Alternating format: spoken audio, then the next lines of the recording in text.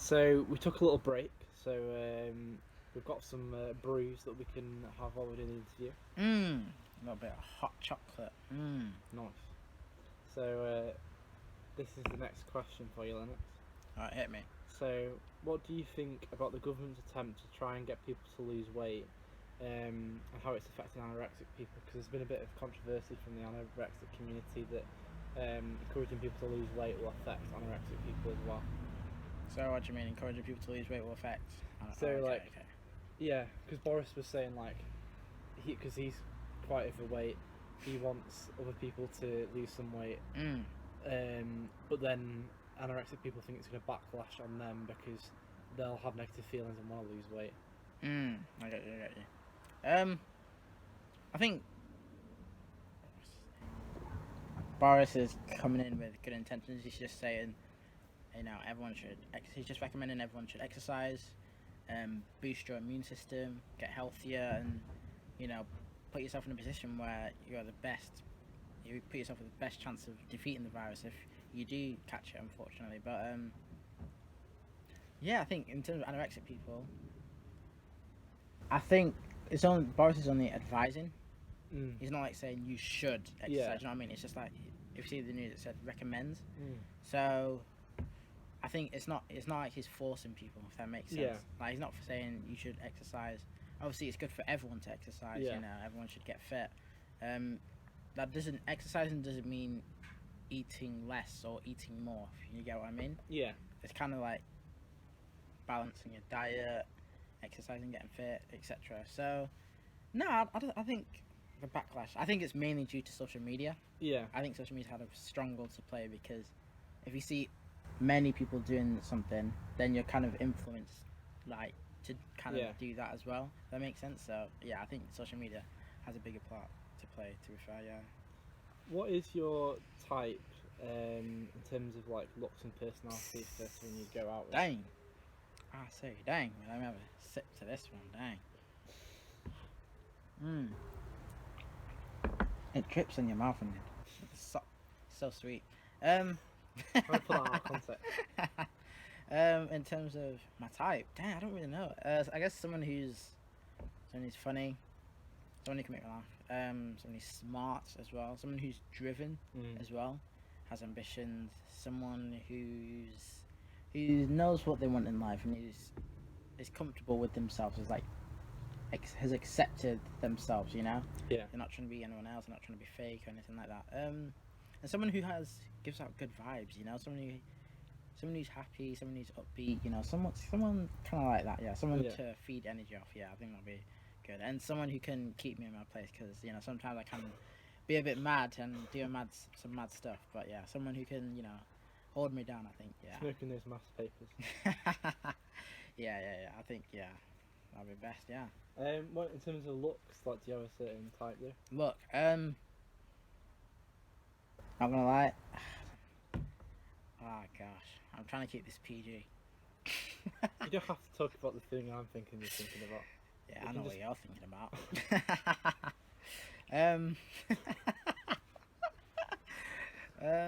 Dang. Oh no, I don't want to answer this because. No, I do want to answer it, but I want to answer in a good way that I don't get a lot of backlash. In terms of looks, I don't know. I feel like physical attraction is a big thing. Even though everyone says personality definitely matters above all. Yeah. But looks do matter, if that makes sense. They definitely have a role to play. I don't know, looks wise, I don't know. I'm a bit of a fan of personality, but then I guess a girl who's thick. Yeah. Probably that. Go away, sorry, bees and that. I do like my thick women. I do like that. I have a weakness for light skinned women as well. Yeah, I do like. But I'm open to any girl. Yeah. Yeah. I'm open. Ladies call now. They probably won't. Single forever. Insert Hello Darkness, my old friend theme tune. Are you actually going to add that? I feel like I might do. Yeah. I don't know if there will be a license to do it though. Nah, do it. Yeah. If you could become a politician, what would your main policy be to make change for disadvantaged people, including minorities and the working class, etc.?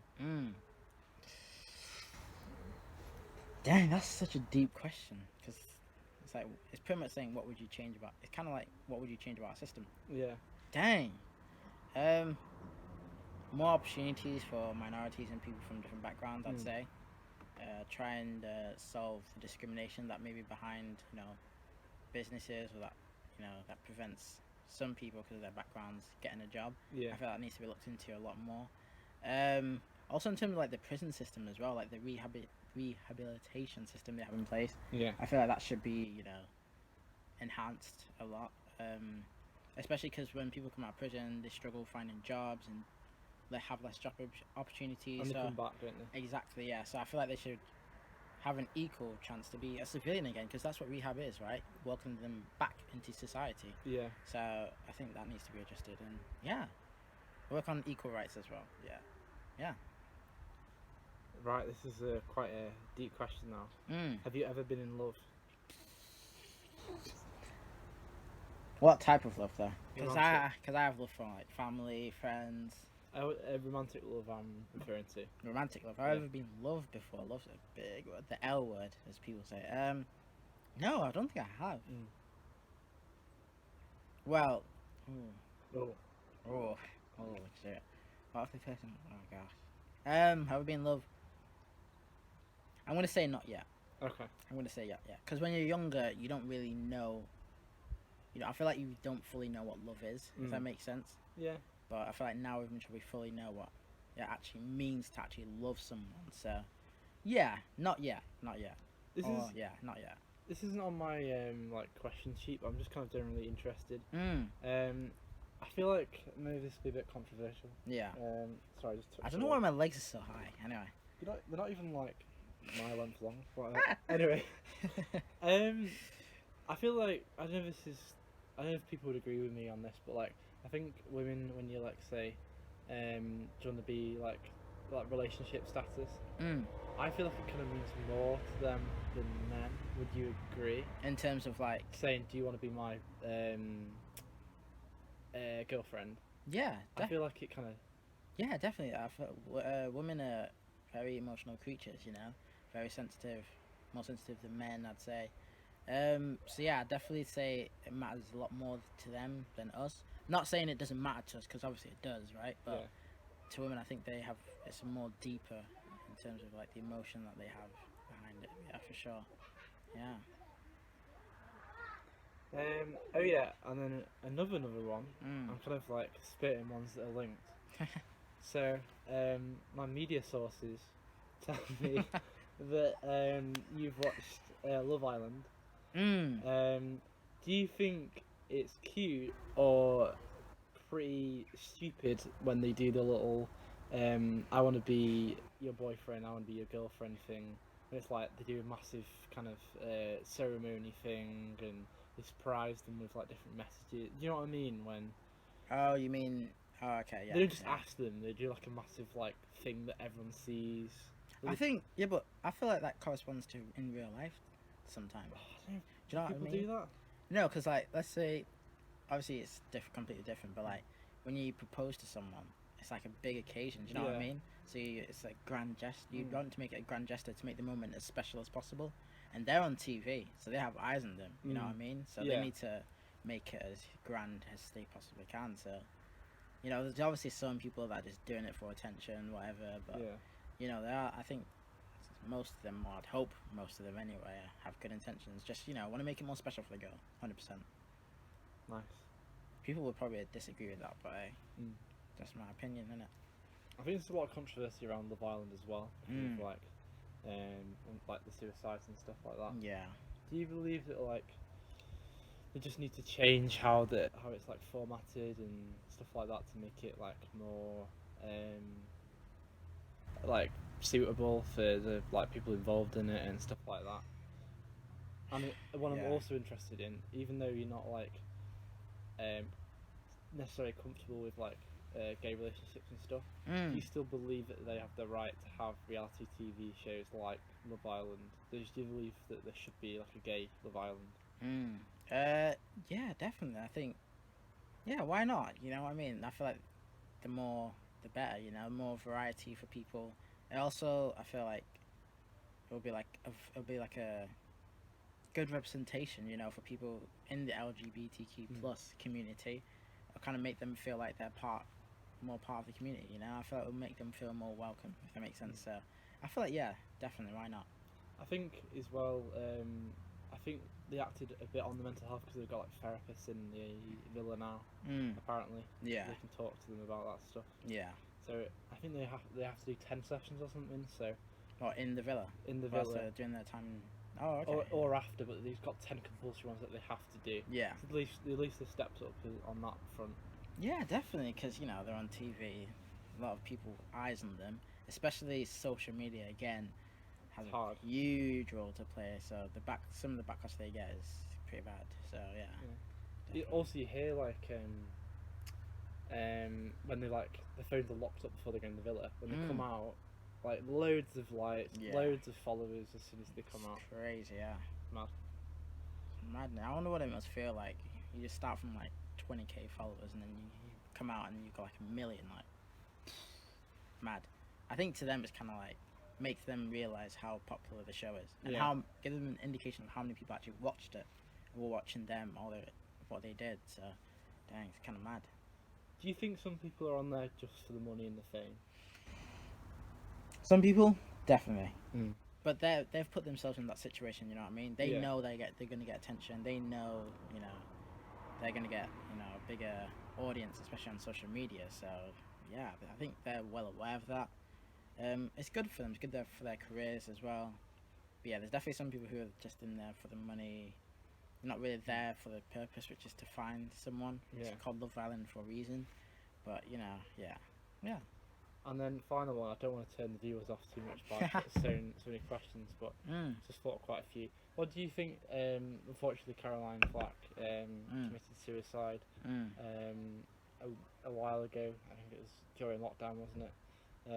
And there were allegations of her hitting her husband, but I think from what I remember, he didn't he unpressed the charges or made sure that. He tried to make sure that she wasn't prosecuted, but the police ended up trying to prosecute her anyway.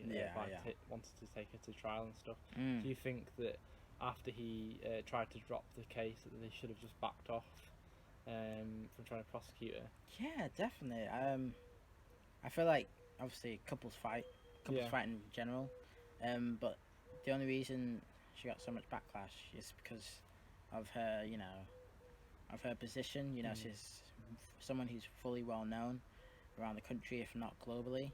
So she has a lot of eyes on her, and especially the media and the news, etc. They want to make examples of like celebrities to get as much content and, you know, the latest news, etc. about, you know, what they're doing in their lives, trying to get more money off them, if that makes sense, like paparazzi, etc. Yeah. So it's kind of like, but they don't realize that what they do has an effect on the person, which is sad because mentally it can really affect a person, especially if you see your name on social media and you're being described as a bad person, this and that. It can really affect someone, and I think what happened to Caroline Flack is a true example of that. Yeah, the media can be a dangerous place. Yeah, sad. Yeah, I feel like it could have been prevented. Definitely. And then on one kind of like link to that, not really Love Island now, but I don't know if you've heard of this case, but there was this woman, I'll have to try and get the facts up later, but she went into some sort of like private estate, and then she went out and then she ran over a teenager who passed away. Yeah. And she had diplomatic immunity, so I think America are working it out now, trying to prosecute her somehow. But do you feel like the diplomatic immunity law should be changed, because for a while she was avoiding prosecution because of her higher status in society? Dang. When diplomatic immunity, what do you mean by that? So diplomatic immunity, because you're like a public official, it gives you the ability to, while you're in like office or while you're with engaged to a person who's got high status, you can get away with a lot of different crimes. Yeah. Mostly it's very minor crimes that they get away with, like putting up parking tickets because for some reason they're exempt from paying parking fines and stuff like that. Dang. It can be linked to murder and stuff, but Yeah. they can get away with it sometimes. Yeah, I think it should be changed. You know, we're all human. You know, we all have blood. We all have two eyes. We all have, you know, two ears. We all have two hands, etc. So I don't think, well, anyone's, you know, popularity or influence should, you know, change how they're treated. You know, there's rules for a reason. Everyone should be treated the same. You know, we're all humans. We have equal rights. So I feel like, yeah, that law definitely should be changed. I think that should definitely be looked into. If anything, that's a good example. You know, that's a wake up call. If anything, for people, for the law to be looked into, for sure. Yeah.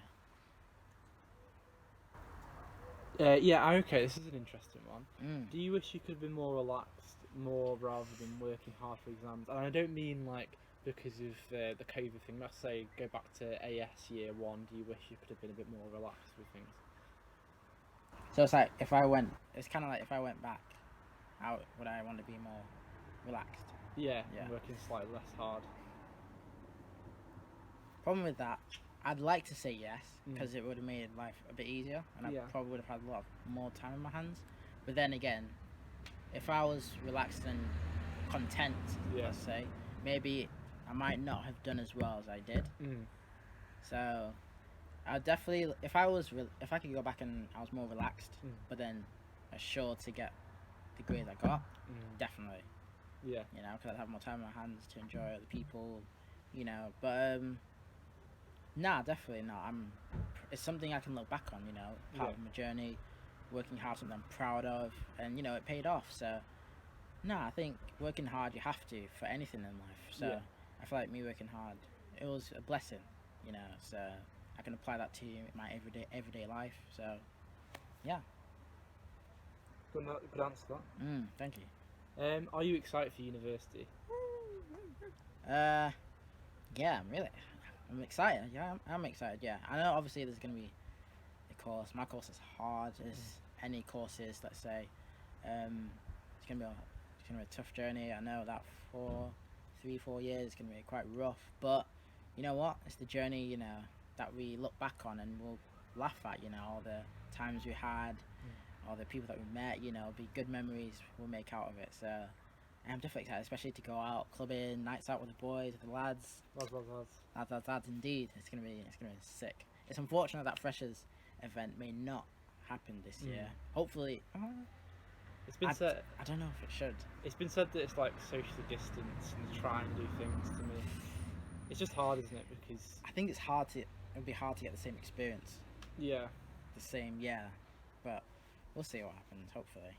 And then this question is going to be quite an interesting question. I'm asking this one because I want you to like, once you've answered, I want you to like look back in 6 months and see if your mind has changed about the answers to the question. So, what do you think university will be like? I want you to be like fairly detailed so that we can look back and see how wrong or right you were. What the question was? Like, what do you think university will be like in terms of social life, academic life, maybe mental health, and general other things that are going on? Dang. What do I think uni would be like? Do you know what it is? I've watched a lot of like YouTube videos about like uni. Yeah. I've watched a lot of vlogs of students. Yeah, I think it will be fun. I think it will be a good journey. Obviously challenging, like, you know, nothing's easy, but I think it'll be challenging mentally in terms of like all the pressures on for exams, etc. Making sure I get, you know, my degree and passing, obviously.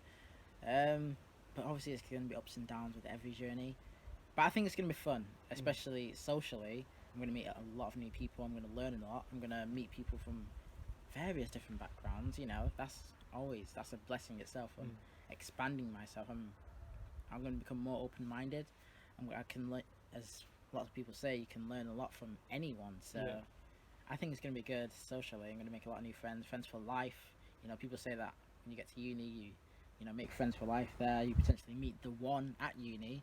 Do you think that's going to happen? For me? Yeah. That's a different question. But oh dear. Nah, but as I said, I'm going to be open-minded. If I do see someone who ticks the boxes, then We'll see. My dad actually said if you don't find someone at uni, then you'll never find someone again. You know what? I kind of agree with him actually. Really? Well, what I do think is that if you have a relationship and it works out for a bit, then you don't find someone else after that, that's kind of understandable. But if you have nothing at all, I'll be a bit concerned. And that means there's a problem with you. We'll see. I thought there's probably a problem with me. Nah, but we'll see what happens. I don't know. Will I meet the one? Maybe. We'll see. I'd like to, obviously, but will that happen? It's a different story. Hopefully. I'm just gonna say hopefully. Imagine if I look back and then I found the one. I'm like, yes, yes. We'll see though. Hopefully. Would you encourage your child to do a certain job? That was really weird. Something like that. A certain job. What do you mean certain? So would you know how like certain like parents are like, you should be a doctor, you should do this, you should do that. Would you let them have a lot of free will, or would you kind of like encourage them to go down a certain line? I'd encourage them to do what they're passionate about. I think they should do what they enjoy. If you encourage someone to go into something that they hate, they're gonna end up hating, then the blame's on you. Yeah. So they can put the blame on you, because if it wasn't for my encouragement, then they could have potentially done something that they love. So it's like, obviously, I'm trying to put myself in the mindset of a parent. Yeah. You'd obviously want your child to have a good, stable future, something that you know is a respected and, you know, hard-working profession, you know, so they can provide for their own family, etc. As long as they're passionate about it and they enjoy what they're doing, I think that's the most important thing. But yeah, definitely, I think stability is what every parent wants for their child. As long as they have that, then mission completed, you know. But yeah, passionate. As long as they're passionate about it, you have to support them in it. It's your child, so yeah. That's not controversial enough. Oh gosh. That was a good answer. Yeah. I think that's probably what I do. Yeah. If they're passionate about it, full send. No, I feel like I might cut this next question out, but oh gosh. If they were just like, let's make sure they're a bit older here. So let's say they're 18 and they're like, Dad, I want to run a strip club. Would you feel very uncomfortable about them starting something like that? Or specifically a strip club, or if they were like, I want to be a tattoo artist, or I want to. I'm trying to think of something that's like not what everyone likes. I want to be like one of those people on the phone who like tell you you've had a car crash or something. Dang. Okay. What would you be scared about that? Obviously, as a parent, parent's job is guidance. Yeah. So whatever I say is going to be in the best interest of my child, right? Yeah. So I'm going to advise the best and what I believe is the best option, right? Yeah. But then they could find something, you know, that they enjoy and that they're passionate about and what they believe works, right? Because they're going to have their own opinion, right? Yeah. So whether I agree with them doesn't matter. Yeah. It's their life. They're living it. I can't control what they do. I'm just there for guidance. Yeah. If I see them slipping up, all I can do is just be there for give them advice. You know, put them on the right path. But yeah, obviously, if they like open a strip club or something, I'd just be like, first of all, why? What's your plan? I'd ask them what their plan is. As long as they have a good, concise, clear plan, then okay, I'm a bit more open to it. If they're just like, I just wanted to do it for the fun of it, then I'm like, okay, we need to have a few words here, mate. We need to have a talk. But yeah. What if they want to open a clothing business with no good business plan? I love that. You know what's so funny? I know the person that you're talking about is gonna watch this video. Do you reckon they'll know who they are? They're gonna kill you. Oh my gosh. Please put that in the video, that'll be tough.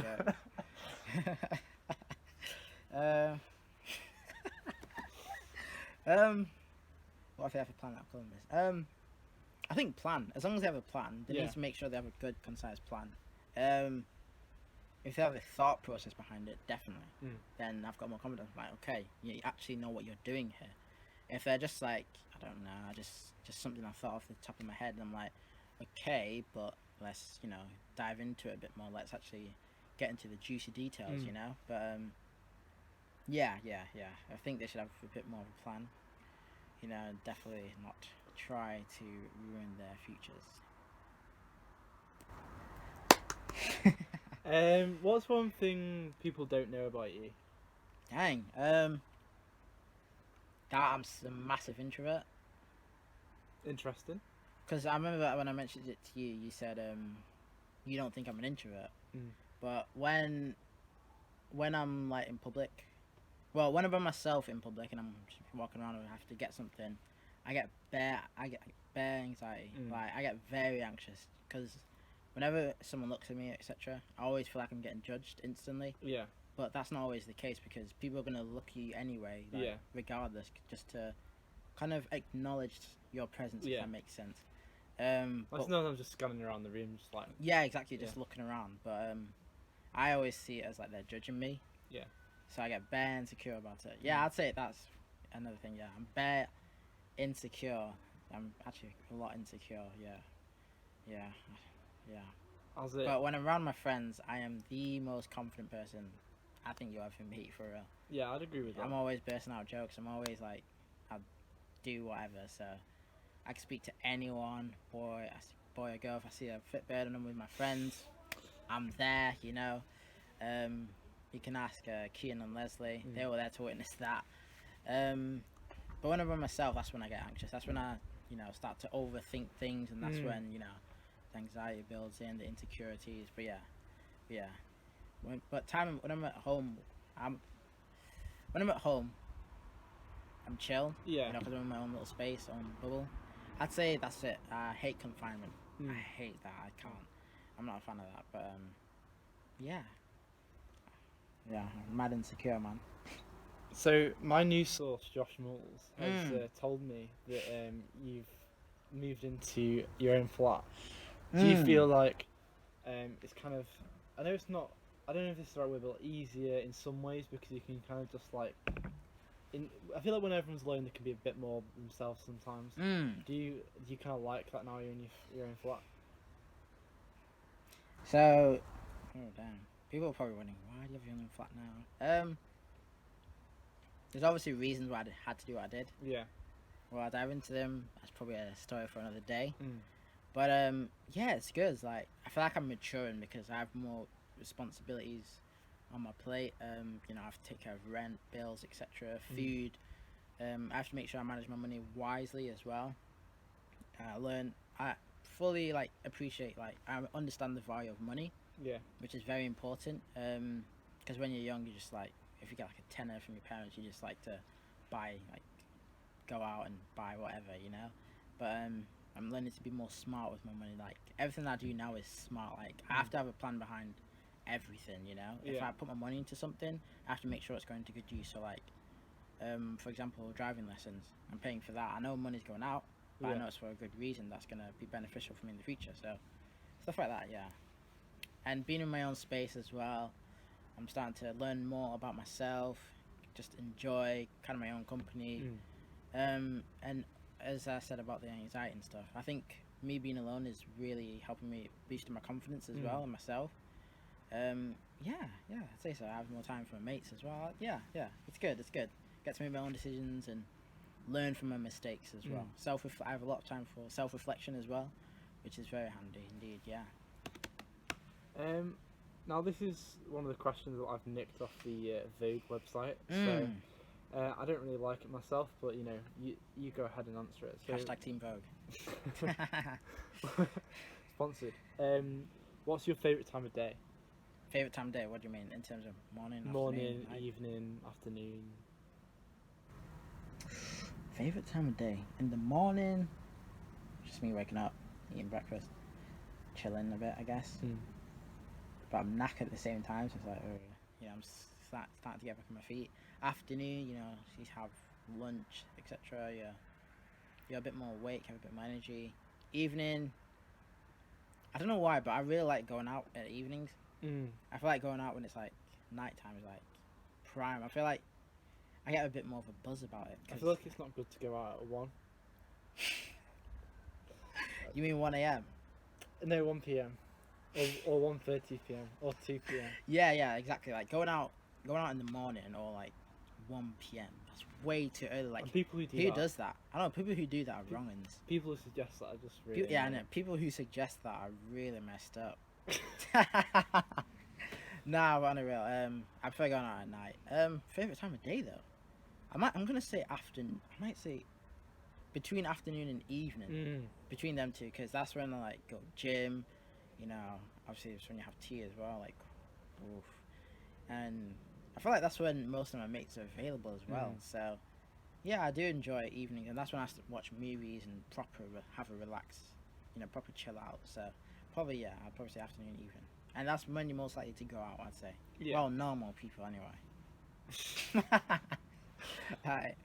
Okay, I quite like this one that I've created myself. Not from Vogue, thankfully. Hashtag Team Vogue. How would you define yourself in 3 words? Define myself? Yeah. That's a deep question, bro. Do you know what it is? I feel like I'm a weird Donny. Nah, do you know what I mean? Like, if you proper know me, you'd be like, this person, like... I remember back in high school, because I used to do well... When I do well in exams, some of my mates would be like, how the hell are you, like, smart? Like, when we're with you, we're chilling, and you're such an idiot. You say, like, some of the stupidest things ever. Because when I'm with my mates, I, like, joke around. That's when I'm, like, just relaxed. You know? That's when I'm just myself. Well, not myself. That's when I'm myself when I'm, like... I kind of let my brain wander off. I kind of let my brain have a rest. I kind of switch my brain off. Yeah. And then that's when, like, the old dumb me comes out. Yeah. But when it's time for exams, it's like serious mode. It's like nothing else is on my mind. I need to focus on this task, get it done, move on, back to the dumb me. And we move forward. But yeah, when I'm like focused on something, like nothing's stopping me. I'm gonna complete it, and I'm going to be very serious. Especially when I'm really serious about my craft. Especially when I want something. Yeah. I make sure I go get it. 100%. Fact. Evidence. Explain. So if you could, has to be 3. So you got goofy. Well, you didn't say goofy, but it's kind of on those lines. Yeah. How would you describe me in 3 words? I would say, funny, likable, and kind. My ego. My Boost ego. your ego. My ego was like here, and I was like. Maybe I should put that on. We should like get your Tinder profile sorted. Put those 3 words on there. Oh, you said.